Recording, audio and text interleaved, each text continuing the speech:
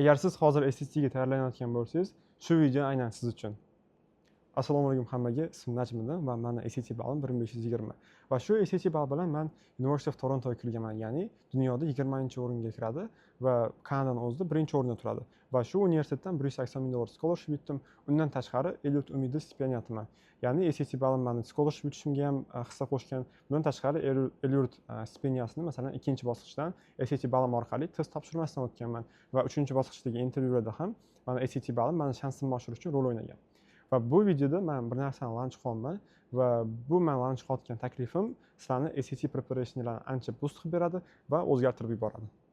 Men o'zi birinchi marta SAT topshirganimda mening natijam juda ham past edi. Ya'ni mock topshirib ko'rganman va mock natijam 950 chiqqan va hozirgi natijam 1520. Men nima qildim mock chiqqandan keyin? YouTube'ga bordim, har xil resurslarni ko'rdim va menda masalan odamdagi human naturedagi bor narsa bu hamma narsani tez erishish, oson yo'l bilan erishish. Men shu narsani qidirdim rostdan. YouTube'ga kirdim, randomli videolar ko'rdim. Bir kuni grammar o'qiyman, bir kuni reading o'qiyman, bir kuni math o'qiyman. Ya'ni juda ham tartibsizlik bilan va tizimsiz o'qidim. Va shu narsani oxirida nima bo'ldi? Bir oy o'qib ko'rdim, hech qanaqa natija yo'q. Men o'zimni practice teslarim ham o'smayapti. O'zimda ham qanaqadir SAT haqida aniq bilim yo'q va bu orqali menda ball o'smadi.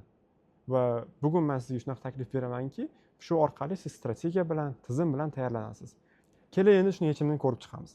Hop, siz hamma narsani qilyapsiz. Ya'ni praktikasini qildingiz, hamma narsa qildingiz, lekin mehnatingiz ko'rinmayapti. Chunki tizim yo'q. Oldindan aytdim. Hop, endi qanaqa tizimlashtirishimiz kerak va men qanaqa yo'nalishimni o'zgartirganim haqida ko'rib chiqamiz. Hop, birinchi o'rinda men har bitta topikni ko'rib chiqdim. Ya'ni o'sha Englishda boshladim, craft and structure qildim, evidence based reading qildim va grammarlarni ko'rib chiqdim. Ya'ni har bitta mavzuni kunma-kun bo'lib chiqib, har bittasini ko'rib va har bitta mavzudan keyin men praktikada ishlardim. Chunki mavzuni o'qib chiqish boshqa, mavzu haqida o'rganish boshqa va o'sha mavzuni praktik qilish bu o'sha mavzudagi men skilllarimni oshirdi. Shunaqa qilib turib men vaqtimni har kuni praktik qilib turib, uni analiz qilmasdan ertasi kuni yana praktik qilishga emas, ya'ni mavzularni, teoriyani ko'rib chiqishga bag'ishladim. Va teoriya ko'rgandan keyin albatta praktika qilish kerak, ya'ni savollarni yechib chiqish kerak. Bundan tashqari har hafta mock qilish boshladim. Har hafta mock nega kerak desa, har haftalik progressimni ko'rmoqchiman men o'zim. Va eng katta xatolardan biri bu mock qilgandan keyin yoki o'sha praktik qilgandan keyin, bitta darsdan keyin praktik qilib ko'rdingiz, xato chiqdi. Va xato chiqqandan keyin uni analiz qilmaslik eng katta xato. Ya'ni xato nimaga chiqdi o'zi? Meni o'sha xatoni qilishimga nima majburladi? Ya'ni bir xato qildingiz, hop, o'sha xatoni nima faktor bor ediki, o'sha xato sizda bo'ldi. Va siz o'zingiz o'ylashingiz kerak va undan ham zo'r yozib chiqishingiz kerak. Qanaqa o'ylasamdiki, o'sha xato bo'lmasdi menda. Ya'ni yozasiz, nimaga bu xatoni qildim va nima qilsam xato bo'lmasdi. Bu nima qiladi desa, bu sizni o'sha thinkingingizni, reasoningingizni SAT tarafga o'zgartiradi. Ya'ni SAT sizdan qanaqa reasoning xohlayotgan bo'lsa, shu tarafga siz reasoningingizni o'zgartiradi. Ya'ni siz ko'pincha testlarda bo'ladi, savollarni o'ylaysiz, ikkita variant orasida, uchta variant orasida juda ham charchashasiz. Juda ham o'sha overthink qilaverasizda, siz o'sha overthink ko'p qilganingizdan, reasoningingiz to'g'ri yo'lda bo'lmaganidan sizda xato chiqadi. Mana shu mashg'ulotni ko'p qilsangiz, bu narsa sizga o'sha reasoningingiz to'g'rilaydi SATga nisbatan va keyingi safar shunaqa savollarni ko'rganingizda bilasiz, men mana shunaqa yo'lda o'ylasam, men to'g'ri o'ylaganman oldingi safar, demak bu safar ham shu narsa qo'l beradi. Va undan tashqari, o'sha siz nima sizni xato qilganingizni faktorlarni yozib chiqqaningizdan keyin, nima xato qilishga sizni yo'l qo'ygan faktorlarni ko'rib chiqqaningizdan keyin sizda o'sha faktorlarni listi yig'iladi. Bilasiz, demak savolda shunaqa joyi bor, demak bu distraktor aslida. Bu masalan mana bunaqa transition borki, birinchi ideyadan ikkinchi ideyaga kontrast beryapti. Shunga men supporting claimim o'zgaradi degan holatga kelib chiqadi. Shuning uchun shunaqa xatolarni analiz qilish eng muhimi hisoblanadi. Praktik qilasizmi, savolingiz noto'g'ri chiqdimi, javobingiz noto'g'ri chiqdimi, o'sha narsani hammasini praktik qilishingiz shart bo'ladi. Va shu yechim menda ishladi. Ya'ni o'sha har bitta mavzu ko'rib chiqish, uni orqasidan praktik testlar qilish va praktiklarning hammasini analiz qilish va analiz qilingan praktik testlardan zaif nuqtalarimni aniqlab, shu zaif nuqtalarga ishlash. Shuni hammasi ishladi. Ya'ni bu menda bitta sistema edi va shu sistema ishlagandan keyin men 1520 oldim. Hozir Toronto universitetida o'qiyman. Ko'rib turganingiz ham Toronto universitetining kutubxonasi bo'ladi. Xo'p, va men shu narsani sizlar bilan bo'lishmoqchiman. Chunki men shu hamma bilimlarimni, butun kurikulumni, butun sistemani men bir platformaga joyladim. Va shu platformada men o'qigan sistema bilan, ya'ni men nima deydi, bir hafta o'qib SAT olmaganman. Meni oldin zo'r knowledge'im bo'lmagan. Masalan, Menda oldindan zo'r ingliz tili, zo'r matematika bo'lmagan. Men o'sha SATga tayyorlandim, ko'p narsani o'rganganman va SATga tayyorlanish menda salkam 1 yil vaqtimni olgan. Va men shu sistemani sizlar bilan bo'lishmoqchiman. Sizlar ham shu sistemada o'qiysizlar va shu platforma orqali sizlarda SAT ballinglar o'sadi. Ya'ni o'zimda ishlagan strategiyalarni men sizlarda qo'llab ko'raman. Xo'p, endi sizlarga taklifim qanaqa? Men o'zimni SAT Sprint deb nomlangan 6 haftalik dasturimni tashkil qilyapman va bu dasturda siz tizimli o'qiysiz. Ya'ni har xil joylardan har xil material emas, platformada reja bilan va undan tashqari jonli support bilan o'qiysiz. Ya'ni hammasi faqat platformada bo'lmaydi. Sizlarda o'qituvchilar bo'ladi, kuratorlar bo'ladi va shu kuratorlar orqali sizlar har haftalik sessiyalar bo'ladi va bu tarifga qarab ham o'zgaradi. Xo'p, platformada nima bo'ladi desa, platformada reja bo'ladi.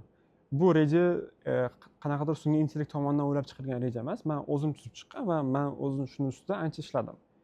Rejada nimalar bor? Rejada har kungi mavzular, mavzudan keyin qiladigan practice sessiyalari va har kungi vocabulary berilgan. O'sha SATga kerak bo'ladigan eng zo'r vocabularylarni yig'ilgan o'sha rejaga qo'shilgan, ya'ni roadmapga qo'shilgan. Roadmap o'zim tuzdim va o'zimni ishlagan strategiyani o'sha yerga qo'ydim va roadmap ustida juda ham ko'p ishlangan uchun faqat sizni o'sishingiz uchun qilib qurilgan roadmap. Sizga kerak bo'lgan hamma narsa bor roadmapda.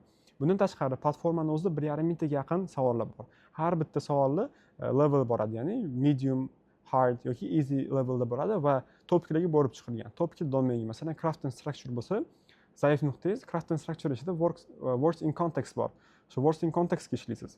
Ya'ni har bitta 1,5 mingta practice savolning ichidagi har bitta practice o'zini qiyinligi bo'yicha, mavzusi bo'yicha borib chiqilgan va o'zingiz xohlagan practice savollarni topib siz ishlashingiz mumkin. Bundan tashqari bizda 9 ta full mock test bor. Ya'ni bu mock testlar yana ko'payadi. Hozir masalan shu mart testlari chiqdi, shunaqa real testlarni ham qo'shib boramiz. Va sizlarda shunaqa 10 ta full mock test bo'lgandan keyin sizlar xotirjam examga tayyorlansanglar bo'ladi. Ya'ni har haftalik practice full mocklar qilsanglar bo'ladi. Bundan tashqari blue bookdan full mocklar qilsanglar bo'ladi. Shunaqa qilib turib full mock test qilasizlar, o'zingizlarning progressiyalarni ko'rasizlar. Ya'ni qaysi nuqtada men oxirgi 3 ta practice'da ko'p xato qildim, nuqtani topdinglarmi? Endi practice sessionni o'sha 1,5 mingta savol ichidan o'zingizlarni o'sha eng qiynayotgan savollarni topib turib practice qilib ballinglarni oshirasizlar. Lekin bilamizki, platformani o'zi yetarli bo'lmasligi mumkin. Ya'ni platformada hamma narsa bor. Platforma o'z sizlarga zaif nuqtalarni ko'rsatadi, o'sha narsaga practice qilishinglarni tilak qiladi, vocabulary'lar bor. Undan tashqari AI explanation'lari bor. Ya'ni har bitta tushunmagan savolingizni siz o'zbek tilida, rus tilida yoki ingliz tilida siz AI explanation olishingiz mumkin. Bundan tashqari step by step explanation'lar bor. Har bitta savolni borib turib o'sha qaysi partiyaga nimaga e'tibor berishni, qaysi partiyaga savollarni, nima deydi, optionlarni eliminate qilish hammasini ko'rsatib bergan. Lekin biz o'yladik, human factor baribir, ya'ni odam faktori baribir muhim. Biz shunga har hafta Zoom orqali jonli darslar qilamiz va jonli darslarda sizlarni SAT matematika bo'yicha ham yo SAT ingliz tili bo'yicha savollaringiz bo'ladimi? Olib kelib turib analiz qilishingiz mumkin. Yoki qanaqadir savollaringiz bo'lishi mumkin, qanaqadir aytaylik universitet bo'yicha savolingiz bo'lishi mumkin yoki shu SATda qanaqadir sizga spesifik savollaringiz bo'lishi mumkin. Ularga ham javob berishga harakat qilamiz. Shunaqa qilib turib human factor ham qo'shiladi. Lekin bundan ham yaxshiroq taklifimiz bor. Uni ham hozir aytib o'taman. Xo'p, endi narxlarni eng qiziq joyini gaplashamiz. Hozirgacha gapirib kelganim bu standart tayyor, ya'ni standart tayyorda o'sha platforma bo'ladi, platforma ichidagi hamma featurelar bo'ladi, o'sha roadmap bo'ladi, ya'ni tizimli roadmap, AI explanationlar, testlar, hamma narsa bo'ladi va har haftalik bir martalik Zoomda live Q&A bo'ladi. O'sha yerga savollaringizni olib kelib gaplashsanglar bo'ladi. Lekin agar sizga universitetga yordam kerak bo'lsa, ya'ni universitet bo'yicha master klasslar kerak bo'lsa va undan tashqari sizga personalized, ya'ni individual effort kerak bo'ladigan bo'lsa, unga ikkinchi tarifimiz bor. Ikkinchi tarifimiz bizda $69 bo'ladi va bu tarifimiz ichiga shu birinchi standart tarifimizdagi hamma narsa kiradi. Undan tashqari 5 ta master klass va bu master klasslarni o'sha top universitetda o'qiyotgan studentlar o'tadi. Shu top universitetga ketgan har xil davlatdagi studentlar bilan gaplashamiz. Bundan tashqari meni o'zim bilan 4 ta konsultatsiya olasiz. Ya'ni sizni o'zingizga universitet uchun bo'ladimi, shu essayingizni ko'rib berish bo'ladimi yoki college list tuzish bo'ladimi yoki o'sha SATingiz uchun sizga kesingizdan kelib chiqib turib individual yondashuv kerak bo'ladimi? Hammasini shu tayyorda qilsak bo'ladi. Bundan tashqari bizda 3-chi tayyorimiz bor. 3-chi tayyorda asosan juda ham specific va personalized approach bo'ladi va bu yerda score guarantee bo'ladi. Xo'p, SAT o'sha 2-chi tayyordagi hamma featurelar bo'ladi va 3-chi tayyorga qo'shimcha sizda 8 ta one-on-one sessionlar bo'ladi. 8 ta one-on-one session ya'ni konsultatsiyalar, bundan tashqari o'sha master klasslar hammasi bo'ladi va sizda qanaqa garantiya bo'ladiki, что agar siz balingiz 100 ballga oshmasa, sizga yana 1 oy plus bu programmaga qo'shib beriladi va agar balingiz oshmaydigan bo'lsa, man bilan ham yana ko'proq, 4 ta ko'proq konsultatsiya beriladi. Shu 3 ta tariflarimiz bor. Menimcha o'ylayman, sizga men o'zimning maslahatim, ikkinchi tarif eng zo'ri, ya'ni nafaqat SAT, balkim universitetlar haqida bilib olasiz, har xil davlatdagi universitetdagi bolalar bilan gaplashasiz. Bundan tashqari shu o'zingiz bilan, ya'ni individual effort sizga beriladi. Agar dastur haqida ko'proq ma'lumot olmoqchi bo'lsangiz, nimalar bor, nimalar include, ya'ni o'shani vizualizatsiya qilmoqchi bo'lsangiz o'zingizga, shu video opisaniyasida mani veb-saytim link turibdi. Veb-saytga o'tasizlar, o'sha yerda hamma informatsiya bor dastur haqida. Dastur haqida informatsiyalarni ko'rib, o'zingizga ma'qul tarifini tanlab menga yozishingiz mumkin, yoki agar sizda savollaringiz bo'lsa, shu videoning tagida kommentariyada yozib keting, yoki o'sha veb-sayt orqali meni o'zimni lishkamni ham topib, meni o'zimni Telegramda lishkamga yozsanglar bo'ladi. Hamma savollarga javob berishdan mamnunman. Men SATni oson deya olmayman. Men sizlar SATni oson yo'l bilan olasizlar deya olmayman. Chunki har bitta katta natija uchun sizlar o'zingizlarni mehnatinglarni qo'yishinglar kerak. Bu qiyin mehnat bo'lishi mumkin. Ba'zilarga bu narsa osonroq bo'lishi mumkin, lekin sizga qiyin bo'lishi mumkin.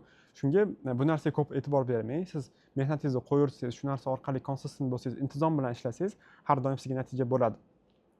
Shuning uchun agar siz shu dasturga qo'shilmoqchi bo'lsangiz, yokida prepay.zamonai.uz orqali video opisaniyasi ham havolasi bo'ladi. O'tib dastur haqida o'rganib chiqing va o'sha yerda qo'shiling, yokida shu videoning tagida opisaniyasida men o'zimni Telegram lichkamga yozib qo'yaman. Lichkamga yozsanglar ham men o'zim hammasiga javob berib, qanaqa savollaringiz bo'lsa javob berishim mumkin.